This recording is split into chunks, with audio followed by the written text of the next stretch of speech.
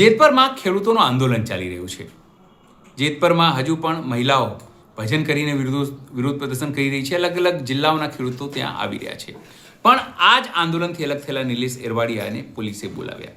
એમની સાથે કાંતિ અમૃતિયાના ભાઈ રાકેશ અમૃતિયા, જેને કારુભાઈ અમૃતિયા પણ કહે છે લોકો પ્રેમથી, એ પણ પહોંચ્યા જવાબ લખાવવા માટે કે જેસીબી જે સળગ્યું હતું જે તે સમય દરમિયાન એ તેમને સળગાવી નથી. સીધો આરોપ હતો કે આ આંદોલનને તોડવા માટે સમગ્ર ઘટના થઈ હતી અને ખોટી રીતે નિલેશ એરવાડિયાને તમામને બોલાવવામાં આવ્યા હતા. એમણે પણ બહાર નીકળીને પોતાનો રોષ વ્યક્ત કર્યો. નમસ્કાર, હું છું ચિંતામણી પુત્રનીલ પટેલ. સ્વાગત છે આપનો અમારા કાર્યક્રમમાં. આવો જોઈએ સમગ્ર ઘટના શું થઈ હતી અને નિલેશ એરવાડિયાને કારુભાઈ અમૃતિયા એ શું કહ્યું બહાર નીકળીને.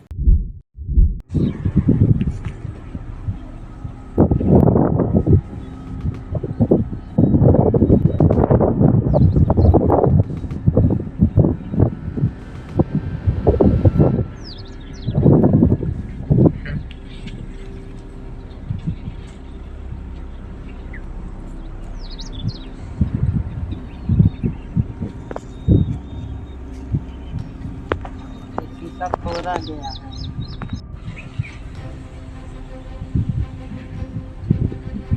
चारू पे फिरा कर ले लो उस्ताद।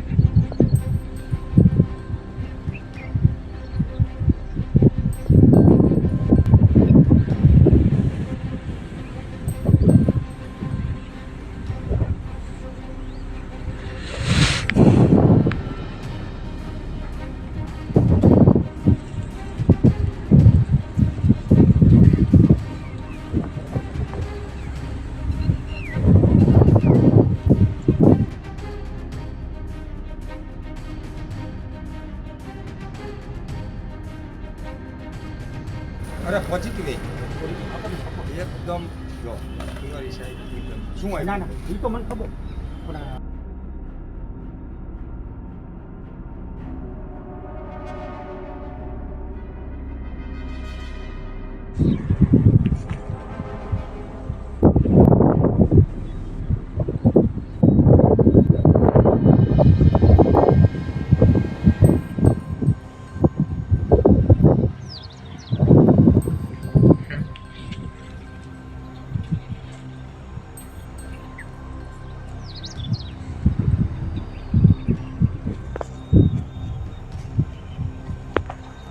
सब खोदा गया है।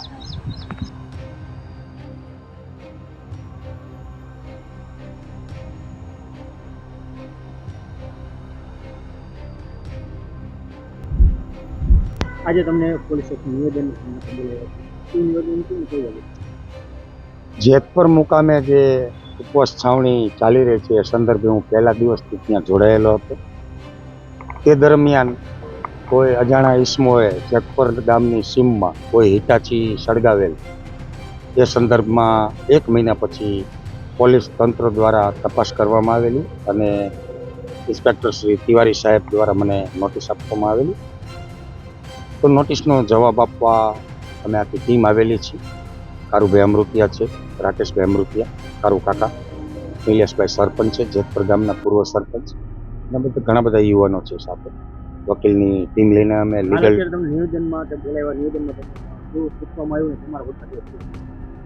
નિવેદન લેવા માટે બોલાવેલા અને અમે નિવેદન આપેલ. નિવેદનમાં પૂછવામાં આવેલ રાત્રિ દરમિયાન તમે ક્યાં રોકાયેલા હતા, તમે કોની સાથે હતા, કોને કોલ ડિટેલ કરેલી, ફોન કરેલા, એ બધી ઝીણી ઝીણી ઉલટ તપાસ કરેલી.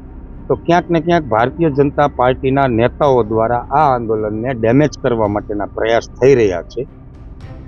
આ આંદોલનના આગેવાનો જે છે એના કારખાને ખોટી રીતે રેડો પણ કરવામાં આવી છે અને આંદોલનમાં મને પણ ક્યાંક ને ક્યાંક બદનામ કરવાના પણ ઈરાદાઓથી બદનામ કરવાના આક્ષેપો પણ કરોડો રૂપિયાના થયા અને ત્યારબાદ એ આક્ષેપોથી હું બદનામ નહીં થતા પોલીસ તંત્ર દ્વારા મને ખોટા કેસમાં ફિટ કરીને નોટિસ પણ આપવામાં આવી છે. પરંતુ કાયદાનું કામ કરશે. ઇન્સ્પેક્ટર તિવારી સાહેબે બહુ પોઝિટિવ રીતે અમને લીધા છે, નિવેદન યોગ્ય રીતે લીધું છે, અમારી કોલ ડિટેલ કાઢી, ડિક્લેરેશન CDR કાઢી અને વિશ્લેષણ ચર્ચા પણ કરી છે અને યોગ્ય તપાસ પણ કરી છે અને પોલીસ તંત્રની તમામ તપાસમાં અમે સાથ સહકાર આપવા માટે બંધાયેલા છીએ. પરંતુ અમે ડરવાના નથી, બીવાના નથી આ ભાજપના ફોલ્ડરિયાઓને જે કરવું હોય તે કરે. આ આંદોલન ચાલુ રહેશે અને રહેશે. કિસાનોના હક અધિકાર અને ન્યાય માટેની લડત છેલ્લા શ્વાસ સુધી બંધ નહીં થાય. આજે તમને પોલીસ સ્ટેશને નિવેદન માટે બોલાવ્યા હતા. નિવેદન કરવા બાબતે શું પોલીસનો તમે શું કહો છો? અમારે જે જેતપુર બનાવ બન્યો હતો કે છોકરાઓ આંદોલનમાં ગયા હતા ત્યારે છોકરાઓ બધા આવે એટલે અમે અને ભાઈ મામા રાહ જોતા હતા, નિલેશ મામા, કે બધા છોકરાઓ આવી જાય, છોકરીઓ 2 બસ લઈને આવી જાય એટલે અમે ઘરે નીકળશું.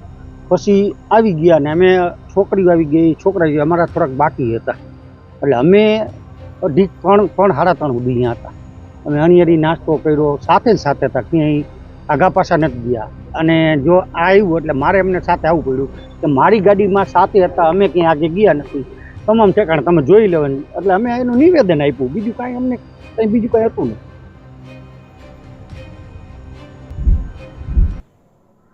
આ સમગ્ર ઘટના જોઈને શું લાગે છે આપને કે શું પોલીસ સિરિયસલી આ આંદોલન કરતા હતા તેમને દબાવવા માંગે છે, તેમના પર ખોટા કેસો કરવા માંગે છે, કે પછી આ તમામ ઘટનાઓ જેન્યુન નથી અને પોલીસ પોતાની કાર્યવાહી કરી રહી છે?